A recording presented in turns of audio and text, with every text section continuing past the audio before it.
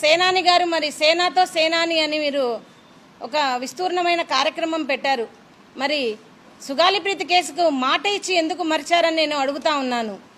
మీరు ఎందుకు కేంద్రం మీద ఒత్తిడి తెచ్చి సిబిఐకి నా కేసును ఇప్పించలేకపోతున్నారని మేము ప్రశ్నిస్తూ ఉన్నామన్నా. మరి అదేవిధంగా డిప్యూటీ సీఎం పవన్ కళ్యాణ్ గారు చెప్పినప్పుడు హోమ్ మినిస్టర్ అనిత గారి దగ్గర కూడా వెళ్ళి మా బాధను చెప్పుకోవడం జరిగింది. మరి హోమ్ మినిస్టర్ గారు మరి శ్రీకాంత్ అయిన జీవిత ఖైదీకి పెరోల్ ఇచ్చే విషయంలో చాలా బిజీగా ఉన్నారు. మరి సుగాలి ప్రీతి కేసు అసలు కనపడడం లేదు. ఎందుకు ఇంత నిర్లక్ష్యం అని అడుగుతాను. పాప సుగాలి ప్రీతి ఇష్యూ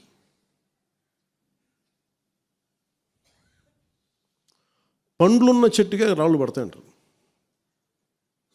ఎవరైతే చేయూతనిస్తారో, ఎవరైతే ఆదరిస్తారో వాళ్ళని తిడితే ఎట్లాగా? అసలు ఈరోజు సుగాలి ప్రీతి అనే కేసు ఎలా ఎక్కడి నుంచి బయటకు వచ్చింది మీరు చెప్పండి. ఇలాంటి అన్యాయం జరిగిందని ఎవరికి తెలుసు? ఈ రోజున గత ప్రభుత్వం 2019, 2024లో ఒక ప్రభుత్వం మీద, అప్పుడు ముఖ్యమంత్రి మీద మాట్లాడటానికి అసలు ఎవరికైనా ధైర్యం ఉందా? ఒక ముఖ్యమంత్రిని అరెస్ట్ ఒక మాజీ ముఖ్యమంత్రిని ఆ టైంలో అరెస్ట్ చేస్తే రావడానికి ఎవరు లేరు రోడ్ల మీద. అలాంటి పరిస్థితుల్లో ఓడిపోయి 2 చోట్ల ఓడిపోయి ఉన్న ఒక ఎమ్మెల్యే వాళ్ళ పార్టీకి వెళ్ళిపోతే ఏ మానసిక స్థైర్యం, ఏ ధైర్యం, ఏది ఉంటుంది చెప్పండి ఎవరికైనా? మరి అలాంటి సమయంలో నేను ఒక తల్లి పడ్డ వేదన తీసుకున్నా. నాకే సరదానా 2 లక్షల మంది జనం మధ్యలో నడుచుకుంటూ వెళ్ళి ఆ సమస్యను హైలైట్ చేసి వాళ్ళు సిబిఐకి ఇచ్చారు. సిబిఐకి ఇస్తే మన ఇంటర్నల్ పేపర్ వర్క్ మనకి ఎలా తెలుస్తుంది? ఇంటర్నల్ పేపర్ వర్క్ వాళ్ళు ఇస్తే వాళ్ళు ఏంటంటే జీవో రిలీజ్ చేశారు. మా దగ్గర నుంచి వెళ్ళింది కానీ ఎక్కడికి వెళ్ళాలో అక్కడి నుంచి ప్రొసీడ్ చేయాలి, అక్కడ ఆపేశారు. హోంశాఖ నుంచి వెళ్ళింది సెక్రటేరియట్లో ఎక్కడో నెక్స్ట్ ఫైల్ ఢిల్లీకి వెళ్ళాల్సిన అక్కడ ఆపేశారు. మేము హోంమంత్రికి మేము సిబిఐకి పంపించేసాం అంటే లెటర్ చేశారు, లాక్ చేసి లాకర్లో పెట్టారు. ఇది జరిగింది. ఈ ప్రాసెస్లో ఏం చేశారు, వాళ్ళకి ఈ కేసు కొంచెం సెన్సిటివ్ కేసు కాబట్టి మీకు చెప్తాను.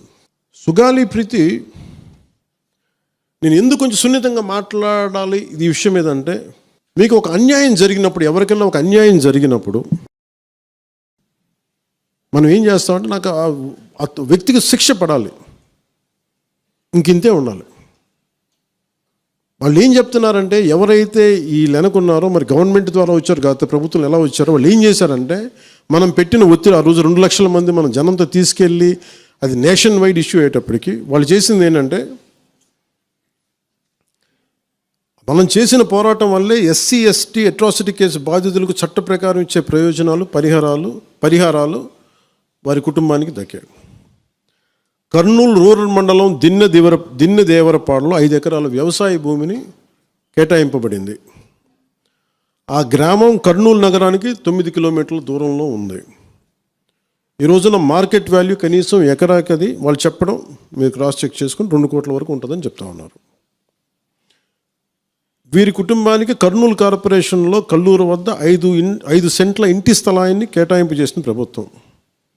సెంటు 10 లక్షల నుంచి 15 లక్షల వరకు ఉంటుంది. పాప 2 తల్లిదండ్రులకి రెవెన్యూ శాఖలో జూనియర్ అసిస్టెంట్గా ఉద్యోగం ఇవ్వడం అయింది. ఇది కాకుండా ఇది మన పోరాటం వల్ల ఒత్తిడి పెట్టడంలో వచ్చినాయి. ఇవి కాకుండా నేను ఫస్ట్ టైం ఛార్జ్ తీసుకోగానే మొదట చెప్పిన మాట, పాపకి న్యాయం జరగాలి, ఏమేమి జరిగిందని సిఐడి చీఫ్ని నేనే తెలియజేశాను. డీజీపీ గారికి పంపించాను, అప్పుడు డీజీపీ గారికి తిరుమలరావు గారు, అలాగే సిఐడి అధికారులకు చెప్పాను, ఉన్నతాధికారికి, హోమ్ మినిస్టర్ గారికి చెప్పాం. ఇవన్నీ చెప్తే పోలీసు సిఐడి వాళ్ళు చెప్పింది ఏంటంటే, అసలు అప్పట్లోనే ఎవరైతే దీని వెనక కుట్ర వెనక ఉంది ఇవన్నీ చెప్తున్నారో ఏ డిఎన్ఏ తారుమారు చేశారు. ఎలా తారుమారు చేసి ఉండాలి? ఈ ఒత్తిడిలో వీళ్ళకి భూములు అవి ఇవి ఇచ్చేసి, మరి ఏం చెప్పారు నాకు తెలియదు కానీ నాకు తెలిసి వాళ్ళు ఈరోజు పోలీసు చెప్తుంది ఏంటంటే, సాక్ష్యాలు వీళ్ళు చెప్తున్న వ్యక్తుల మీద వాళ్ళ డిఎన్ఏకి దీనికి మ్యాచ్ కావట్లేదు. ఇది వాస్తవం. కోర్ట్స్ ఏం చేస్తాయి? పోలీసు ఏం చేస్తారు, దీన్ని కూర్చోబెట్టి, ఎందుకు చెప్తున్నానంటే ఇది వివేకానంద రెడ్డి గారిని చంపేశారని తెలుసు అందరికీ. ఎవరైతే చేస్తున్న నిందితులు ఉన్నారో వాళ్ళు ఒక్కొక్కరుగా చంపేస్తున్నారు వాళ్ళని. మరీ గత 5 సంవత్సరాల్లో ఇట్స్ క్లాసిక్ కేసెస్ ఇవి. ఈ ప్రక్షాళనకే పూనుకున్నాం మనం. ఇది ముఖ్యంగా మన ఎమ్మెల్యేలకు కానీ, మీరు ఎంపీస్, యాజ్ అన్ ఎంపీస్ మీకు కూడా, మీరు ఈ కేసెస్ మీద మీరు రేపొద్దున అసెంబ్లీలో గళం ఎత్తాలి, మీరు తప్పదు.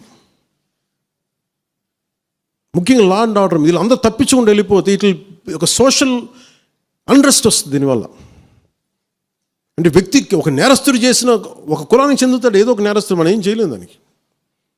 ఇందాక అరుణ చెప్పినట్టుగా ప్రతి ఒక్కరు ఏదో కులానికి చెందాలి, వేరే దారి లేదు మనకి. మనం వేరేలా పొట్ల ఏదో కులానికి చెందాలి. కానీ తప్పు చేస్తే కూర్చోబెట్టి పలానా టక్కుమైన ఒక మాట అనేస్తారు, పలానా ఎక్స్ చేసాడు నన్ను, పలానా కాస్ట్కి చెందిన వాడు చేసాడు అంటారు. అసలు ఇంత కాస్ట్ ఎక్కడి నుంచి వచ్చి తెలియదు క్రైమ్కి. సో అందుకని మేము బీయింగ్ లీడర్ని చాలా సెన్సిటివ్గా మాట్లాడాలి. మరీ నేను మిగతా వాళ్ళు గబుక్కుని మాట్లాడేసి, గత ప్రభుత్వ నాయకులు మాట్లాడేసి వెళ్ళిపోవచ్చు, ఈజీ అది. కానీ నేను అలా మాట్లాడకూడదు. దట్టు నేను ఇప్పుడు డిప్యూటీ సీఎం పదవిలో ఉన్నాను కాబట్టి నేను చాలా ఒళ్ళు దగ్గర పెట్టుకుని మాట్లాడాలి. అందుకని ఇవన్నీ మీరు ఒక్కసారి దీంట్లో కూడా ఆ పాపకి న్యాయం జరగాలి, దోషులుంటే శిక్షింపబడాలి, దాంట్లో అసలు ఎప్పుడు లేదు. కానీ ఇలా ఒత్తిడి పెట్టాల్సిన వారికి కూడా నా విన్నపం ఏంటంటే, మీరు అసలు ఈ కేసు ఎవరి వల్ల బయటకు వచ్చింది మీరు చెప్పండి. సో మా త్రికరణ శుద్ధిని, మా చిత్తశుద్ధిని మీరు తక్కువ ఎంచిన. ఇక్కడ కేసులు వాళ్ళు కూర్చోబెట్టి నేను వెళ్ళి సాక్ష్యాధారాలు నేనేం క్రియేట్ చేయలేను. అక్కడ గత ప్రభుత్వం చేసిన తప్పులు కొనేసారు వీళ్ళు చాలామందిని. మరి ఏం కొన్నారు, ఎలా కొన్నారు, దీని మీద కేసు పెట్టాలి. ఇది నా ఒక్కటే కేసు కాదు, ఇది ఎంటైర్ సొసైటీకి ఇది సిచ్యువేషన్. మీరు అందరూ కూర్చొని ఒకసారి మన ఎమ్మెల్యేస్ అందరూ కూడా, మన నాయకులు అందరూ కూర్చోబెట్టి you try to take it to home minister గారు, including law and order CM గారి చేతిలో ఉంటుంది. కాబట్టి మీరు ఇంతకుమించి దీని మీద మాట్లాడకూడదు. అందుకని నేను శిక్ష పడాలని కోరుకుంటాను. ఇంతకుమించి కాకపోతే ఏమైపోతుంది, నా మీద నన్ను లాగడం చాలా తేలిక అందరికీ. ఎందుకంటే నేను మెత్తని మనిషిని కదా, నా మీద రాళ్ళు వేసేయండి ఈజీ, నా చొక్కా పట్టుకొని ఈజీ. అదే గత ప్రభుత్వం ముఖ్యమంత్రిని పట్టుకోమని చెప్పండి, ధైర్యం కూడా చేయరు, ఇప్పటికీ ధైర్యం చేయరు. ఎందుకంటే వాళ్ళ మనుషులు ఇళ్లలోకి వచ్చి కొడతారు, క్రిమినల్స్ వచ్చి ఇళ్లలోకి వచ్చి కొడతారు, చంపేస్తారని భయం. మనం ప్రజాస్వామ్యం కదా, మనం భరించాలి. అందుకని దయచేసి దీన్ని మీరు ఒకసారి కూర్చోబెట్టి, ఒకసారి మన గౌరవ శాసనసభ్యులు, మంత్రివర్గ సహచరులు, లెజిస్లేటివ్ కౌన్సిల్ మెంబర్స్, పార్టీ నాయకులు అందరూ దీని మీద ఒకసారి, స్పోక్స్ పర్సన్స్, వీర మహిళా నాయకులు, మీరందరూ ఒక్కసారి కూర్చోబెట్టి ప్రతి ఒక్కరు కూడా దీని మీద, ఇది ఎందుకంటే ఇది ఒక కేసుగా చూడకండి, ఇది గర్ల్ చైల్డ్ తాలూకు ప్రొటెక్షన్ చాలా ఎసెన్షియల్. అందుకని దీన్ని సోషల్ మీడియా యాక్ట్ కానీ ఇవన్నీ మాట్లాడాలని పొద్దున్న నిర్ణయించుకున్నాం. ఇది ఒకసారి మీ దృష్టికి తీసుకొస్తా ఉన్నాను.